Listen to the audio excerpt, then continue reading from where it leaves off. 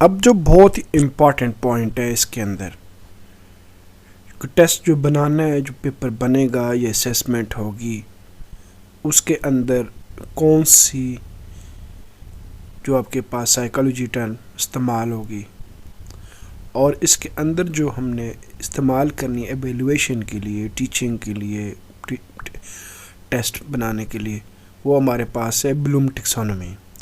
और Bloom taxonomy को हमने यहाँ पे कंप्लीट नहीं दिख रहा, उसके अंदर साइकोमोटिव स्किल उसकी मतलब क्या है और उसके अंदर इफेक्टिव डोमेन क्या है, तो वो अलग पार्ट इसका है। लेकिन यहाँ पे हम सिर्फ एक उसका जो कॉग्निटिव डोमेन है उस पर डिस्कस करने जा रहे हैं।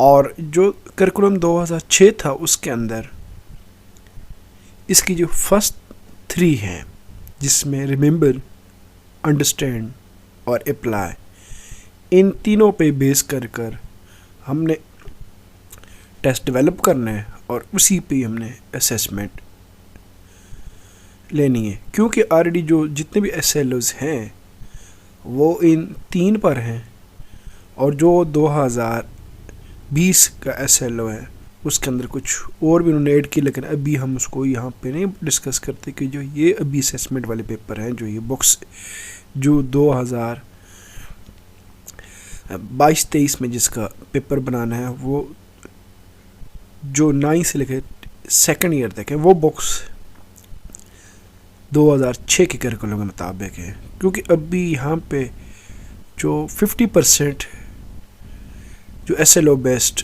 पेपर है, असेसमेंट है, वो इस साल सिर्फ और सिर्फ ये जो पहली ये 3 है इसी को मद्देनज़र रखा गया है। अब आप ऑलरेडी इसको पढ़ चुके हैं और BEd में भी रिमेंबर, अंडरस्टैंड एंड अप्लाई, ये लेवल्स 1 2 या 3, इस पे कैसे डिस्कस करना आप नेक्स्ट स्लाइड में देखते हैं। अब जो सबसे पहले है रिमेंबर या रिकॉल, जो वो मतलब यहाँ पे जो स्टूडेंट तो उसके लिए ये सबसे निचली लेवल, कम लेवल पे, या जिसको हम कहते हैं थिंकिंग लेवल बहुत ही कम है। यहाँ पे इसको हम यूँ समझें कि एक इन्फॉर्मेशन उसके पास है, उससे क्वेश्चन पूछा जा रहा है ऑब्जेक्ट की फॉर्म में, या हमारे कह लगे CRQ की फॉर्म में, या ERQ की फॉर्म में।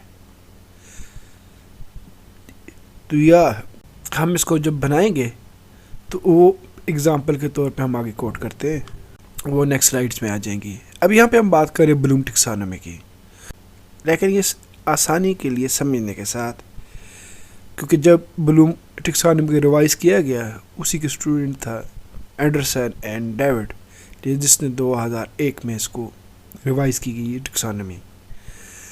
अब हम देखते हैं अगर ये अल्फाज जो की पॉइंट्स है, ये जिसको की वर्ड्स हम कहते हैं, अगर क्वेश्चन के अंदर define, identify, recall, recite, produce, list, name, memorise, repeat, state, duplicate, match, अगर ये आया हुआ हो तो आपने ये तसव्वुर करना है कि ये जो चीज़ पूछी जा रही है या जो टेस्ट बनाया जा रहा है या कोई भी टीचर इसको यूज़ करता है तो वो इन्फॉर्मेशन के तौर पे इस्तेमाल कर रहा है, और अपने स्टूडेंट से या जिस एग्ज़ाम लिया जा रहा है उससे ये रिमेंबरिंग के पोर्शन में क्वेश्चन को रख रहा है उस लेवल में। इसी तरीके से अंडरस्टैंड के जो क्वेश्चन होंगे, explain, demonstrate, summarise, review, generalise, clarify, describe, identify, represent, paraphrase, interpret, ये जो कीवर्ड्स होंगे जब क्वेश्चन में इस्तेमाल किए जाएंगे तो ये अंडरस्टैंडिंग वाले क्वेश्चन बनेंगे। इसी तरह नेक्स्ट हम कह देते हैं अप्लाई वाला। अप्लाई के अंदर apply, use, solve, compute, implement, instruct, demonstrate, interpret, complete, ये वाले कीवर्ड्स अगर लगे हों, जो टीचर टेस्ट बना रहे हैं ये वर्ड्स अगर इस्तेमाल करते कि बच्चे ये समझ जाने चाहिए कि ये वाले अप्लाई के ज़िम्मे में आते हैं। और इसी पेरे केस के अंदर उसने बच्चे ने जवाब देना होगा और जो टीचर है वो एक्सपेक्ट कर रहा है कि ये जो 3 लेवल्स है, रिमेंबर, अंडरस्टैंड और अप्लाई, अकॉर्डिंग टू TOS के मुताबिक ये उसने पेपर सेट करना है। आगे हम चलते हैं। अब जो पहला लेवल है जिसको नॉलेज कहते हैं या रिमेंबरिंग कहते हैं, अब इसके अंदर हमें कैसे पता चलेगा कि ये वाले क्वेश्चन जो मैं बना रहा हूँ ये इसी पे हैं। अब क्या, the learner is able to recall, restate and remember learn information. इसके अंदर ये वर्ड जो पहले से हम डिस्कस कर चुके हैं, listing, describing, retrieving, naming, locating, defining and finding. अब मिसाल के तौर पर ये एक ऑब्जेक्टिव बनाया गया है जो MCQ जिसको हम कहते हैं।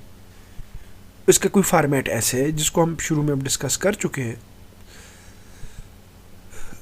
कि डेट डाल देनी है जब टीचर बनाएगा एक टेस्ट अपने पास, ताकि कल जब कोई बच्चा या कोई टीचर इसको चेक करने लगे उसको ये पता हो कि ये पेपर कहाँ से बना है, बुक के अंदर से कैसे बनाया गया है, कौन सा उसके लेवल को रखा गया है और उसके अंदर डिफ़िकल्टी लेवल क्या रखा है, कॉग्निटिव लेवल क्या है, की कौन सी है, उसके डिस्ट्रक्टर कौन से हैं, किस बुक्स में से लिया गया है, किसने इसको बनाया है, किसने इसको रिव्यू किया है और किन किन बुक्स का उसने हवाला दिया है और कौन सा सब्जेक्ट है, किस ग्रेड का है।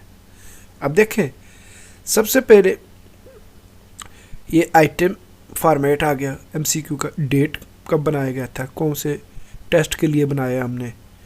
फिर आगे ये 9th क्लास है, मैथमेटिक्स सब्जेक्ट है, SLO नंबर कौन सा है, क्योंकि ये ऑलरेडी हमारे पास कैरिकुलम के अंदर बताए गए हैं कि जी ये SLO कौन सा है।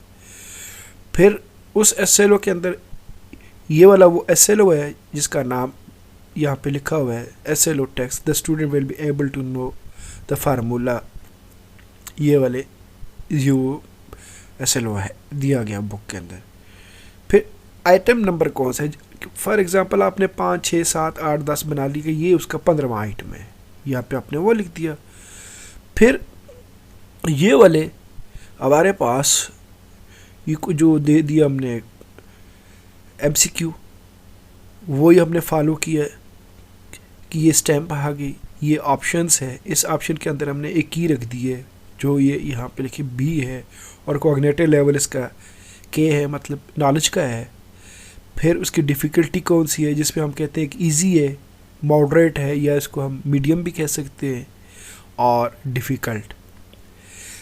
इसके अंदर ये ईजी से है तो इसलिए ईजी हमने लिख दिया। यूनिट कौन सा है, चैप्टर नंबर जिसको हम कहते हैं वो 4 है, टॉपिक का नाम ये वाला है। फिर रेफर टू द कंटेंट आप उसको दे दें कि किस जगह से उठाया गया, पेज बुक का पेज नंबर दे देते हैं, यहाँ पे आप वो लिख देंगे। फिर जिसने बनाया है और जिस टीचर ने इसको रिव्यू किया है। ये इस तरीके से ऑलरेडी ये इसी फॉर्मेट से बोर्ड ने ये बनाए हुए हैं जिसका अंदर ये टेस्ट आइटम बैंक होगा और ये सारी चीज़ें पेपर सेटिंग वाले को पता होंगे, वो इस तरीके से वो ये बना देगा। अब नेक्स्ट को आप देखें, नेक्स्ट पे भी ये मैथमेटिक्स का है। अब इसमें SLO डिफरेंट डाल दिए गए और ये SLO इसके मुताबिक ये वाला एक हमने बना दिया ऑब्जेक्टिव। ये ऑब्जेक्टिव कम्प्लेक्स कॉन्जुगेट का है नॉलेज का ही। इससे थोड़ा सा अपर जो लेवल है वो हमने, लेवल को हम नहीं कह सकते, डिफ़िकल्टी लेवल उसके अंदर आ गया। ये मीडियम था या मॉडरेट उसको हमने कर दिया, लेकिन ये है नॉलेज का ही है। इस तरीके से वही बाकी पैटर्न को फॉलो किए गए।